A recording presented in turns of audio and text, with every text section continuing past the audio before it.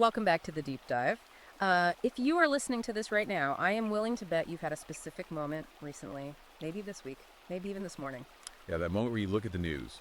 Right, you look at the news or read a memo from your HR department or honestly just watch a commercial and you think to yourself, wait, am I going crazy? Or is the world actually upside down? Right, it's that gut feeling that the compass is just totally broken, like north is suddenly south, and you're sitting there feeling like you are the only one who noticed. Exactly. And usually, when we talk about sources here, we are talking about historical critiques or standard analysis. Today is different. Very different. Today, we're doing a deep dive into an ebook that describes itself less as a critique and more as a fire axe. It's an ultra-long, incisive text designed to just smash through the narratives we're fed every single day. Yeah, we're looking at a highly controversial and intense book. Right. It's titled Feminist, Satanic Inversions, Sacrificing Billions of Babies to Lilith, Turning All Institutions Upside Down, and Killing Western Civilization. It is a massive title. It is. But honestly, it matches the scope of what the author, Conrad Riker, is trying to do here. He has written what effectively amounts to a grand unified theory of why Western institutions feel broken. And he's writing specifically from the perspective of men who feel the game is rigged against them. And before we even really get started, I need to tell you, if you are listening to this and you feel like the game is rigged, if you feel like society has turned its back on men, or you consider yourself part of the red-pilled manosphere audience, you need to like and subscribe to this show right now. Absolutely. Because we cover the kind of deep, uncensored analysis of sources that no one else will touch, so hit subscribe. And we should also mention right up front, we're going to give you the key takeaways from this text, but this book is incredibly dense. We're talking history, philosophy, biology. It covers everything. Right. So if the themes we report on today resonate with you, you really should check Amazon Kindle or Google Play Books and buy the ebook immediately. We can only scratch the surface of the full text in this deep dive. Definitely go get it. So let's unpack this. Riker's central thesis isn't just that things have drifted to the left over time. He argues we are living through what he calls the Great Inversion. Yes. What exactly does he mean by that? Well, the core argument Riker makes is that society hasn't just naturally evolved. He claims it has been deliberately flipped upside down. Oh. The book argues that what was once considered good is now actively called evil.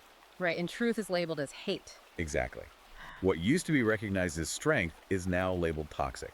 He describes this entire process as a literal inversion of values. And he uses this really striking image of Lilith to describe the spiritual figurehead of modern feminism. I always thought of Lilith as just a mythological figure from antiquity, but he frames her very specifically here. He does.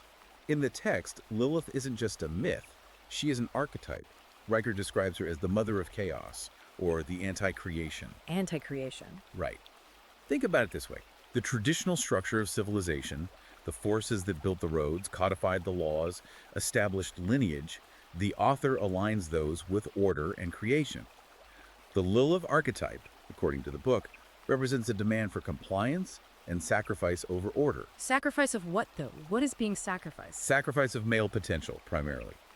Riker argues that modern feminism acts as a sort of priesthood for this archetype, demanding the ritual dismantling of male ambition and the destruction of the nuclear family.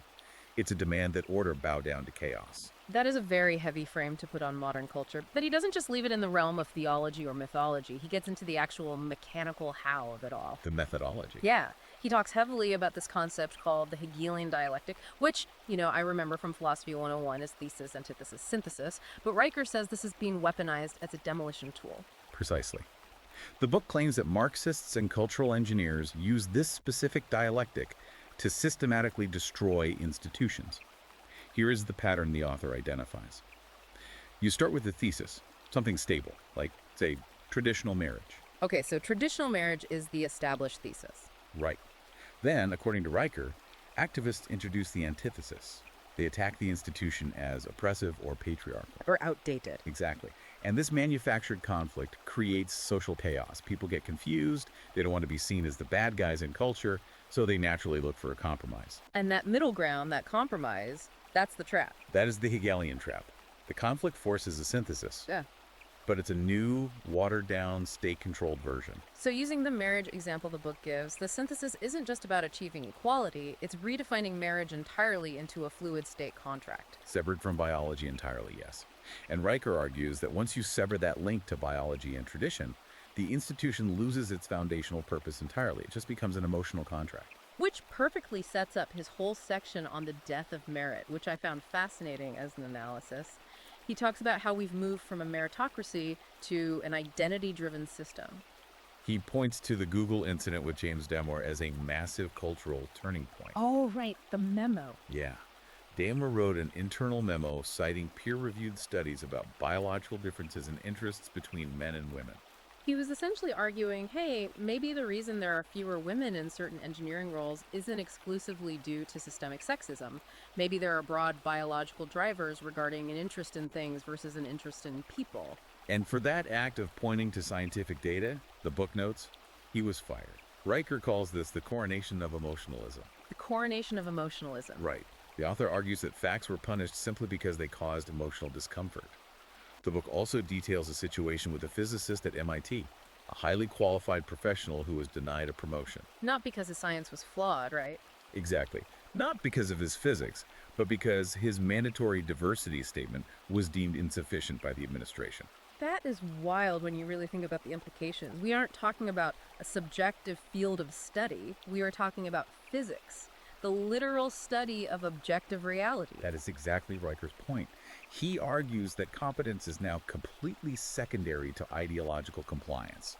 If you're the best physicist in the world, but you don't bow to the prevailing ideology, you are out. And that leads right into one of the most intense themes of the text, the war on men.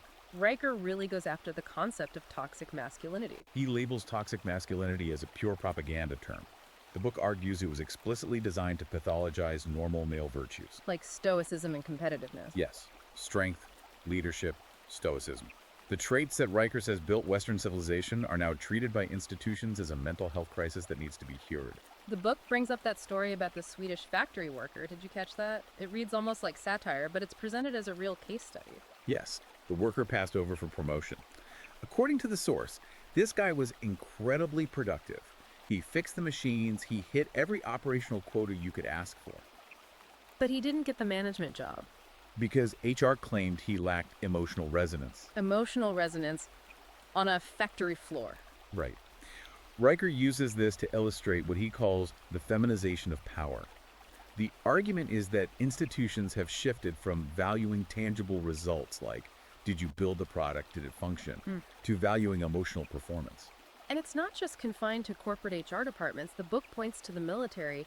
He specifically calls out the U.S. Army and the Navy SEALs shifting their training focus. Yes, shifting toward emotional intelligence and vulnerability rather than pure combat readiness. Which brings up a really specific and alarming example from the text regarding a 2018 military exercise in Norway. This is a crucial data point in Riker's argument that you cannot just ignore biology. So in 2018, there was a NATO exercise involving a mixed-gender Norwegian unit. And the book cites a leak showing this unit failed terribly, right? It failed 42% of its objectives compared to the all-male control unit. A 42% failure rate. That is not a small margin of error. In a combat scenario, that is a total collapse. But Riker argues that this failure was essentially buried because it contradicted the ideological narrative of sameness. His overarching point here is that in the real world, biology doesn't care about ideology. Gravity doesn't care how you identify. Exactly. But the book asserts our institutions are functioning as if those physical laws just don't exist. And Riker claims this conditioning starts incredibly young. The section he calls the betrayal of education is pretty bleak. He basically argues that modern schools are actively waging war on boys. The author claims that the modern classroom environment effectively punishes boys for having normal male energy. The system is designed for sitting still, being quiet, and verbalizing emotions. Things that girls generally excel at earlier in development. Right, so schools end up medicating boys for their natural energy and punishing their competitive instincts. He brings up Finland as a prime example, which is interesting because Finland used to be universally praised as the gold standard for global education. They were. But Riker points out that after Finland's school system removed competitive grading in an effort to foster equity and remove stress, The literacy rates among boys plummeted. Because when you take away the scoreboard, the boys just disengage. That's the book's conclusion. Riker claims that foundational learning tools like the trivium, which is grammar, logic, and rhetoric, have been completely replaced by what he terms emotional totalitarianism and an obsession with lived experience over objective truth. So the argument is that we are raising a generation of boys who can't compete, who can't logically debate, and who are told their natural instincts are inherently toxic. Yes. And then if those boys grow up and try to form a family, Riker paints a devastating picture of the legal system waiting for them.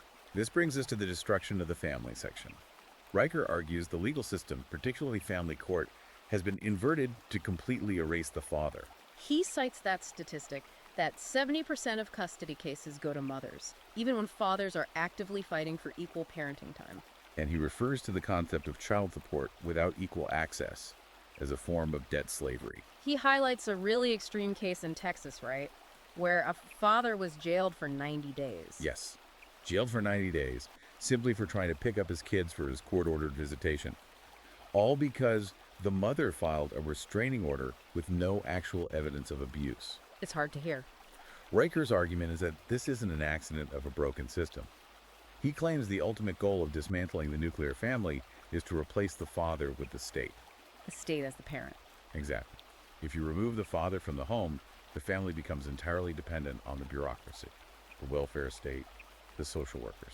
And he connects this all the way back to the Supreme Court decision, Obergefell v. Hodges, which, to be clear to the listener, regardless of your personal stance on gay rights, Riker's analysis here is strictly about the legal mechanism and its cultural ripple effects. Yes, he argues that the legal effect of that specific ruling was to completely sever the legal definition of marriage from procreation and biology.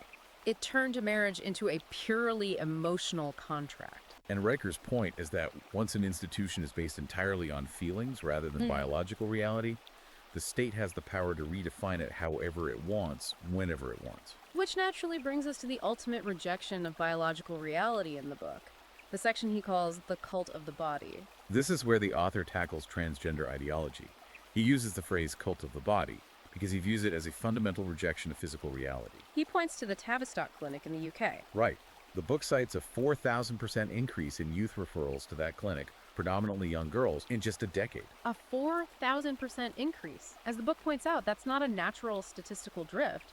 That represents a social contagion.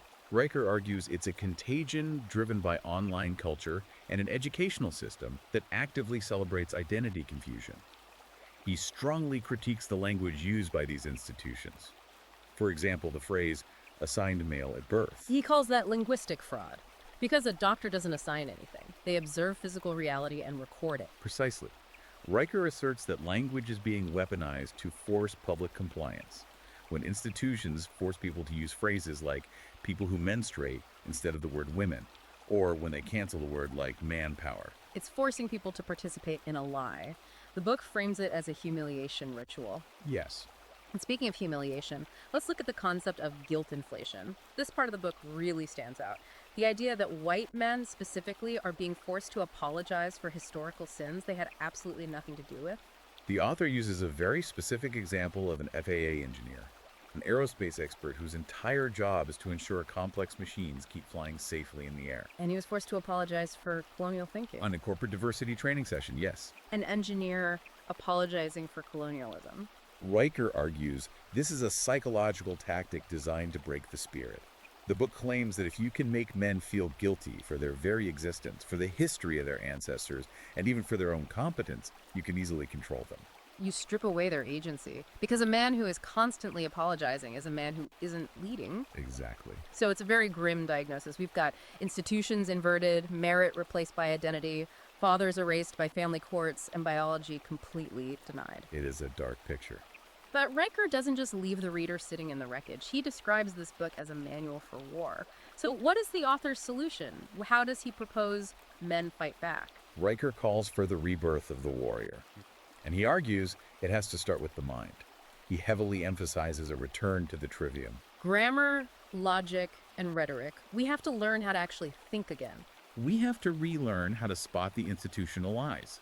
He says you need grammar to strictly define terms. You need logic to spot the inherent contradictions in these ideologies.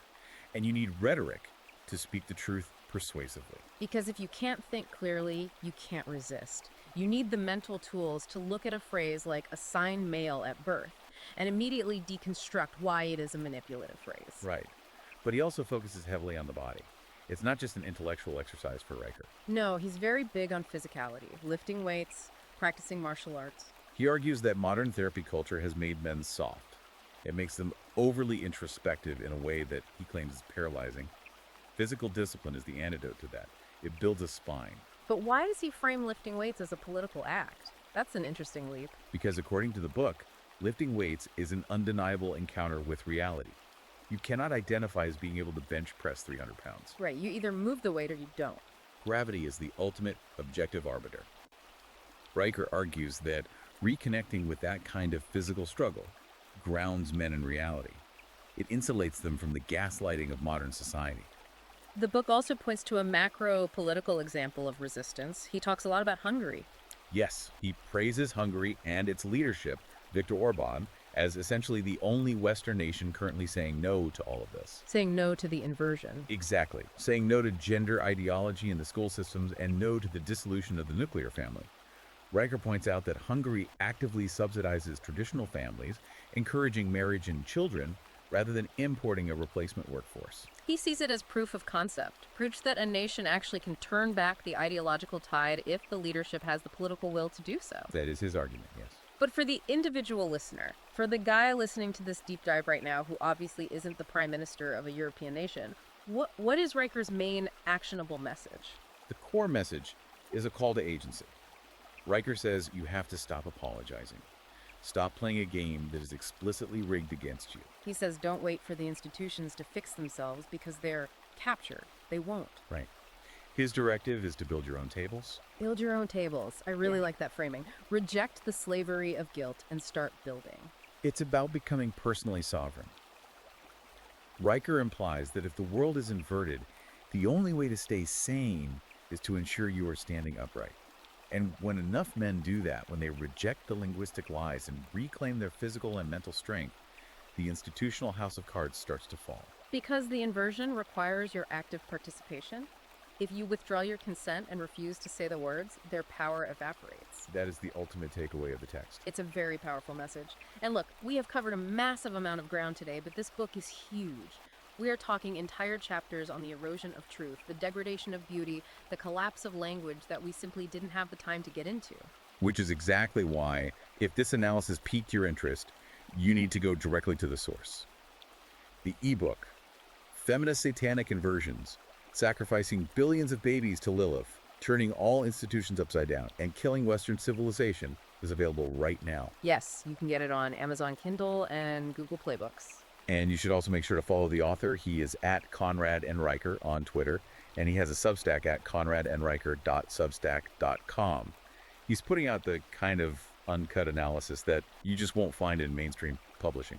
Riker ends the book with a specific challenge, and I think it's the perfect place for us to wrap up this deep dive. He asserts, simply, the world isn't just broken, it's inverted. It is a profound shift in perspective. And that is the provocative thought we want to leave you with today.